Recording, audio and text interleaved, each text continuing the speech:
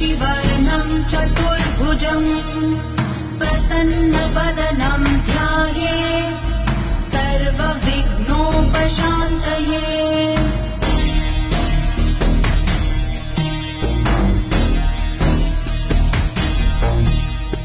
शान्ताकारं भुजगशयनं पद्मनाभं सुरेशं विश्वाधारं गगनसदृशं मेघवर्णं शुभाङ्गं लक्ष्मीकान्तं कमलनयनं योगिभिर्ध्यानगम्यं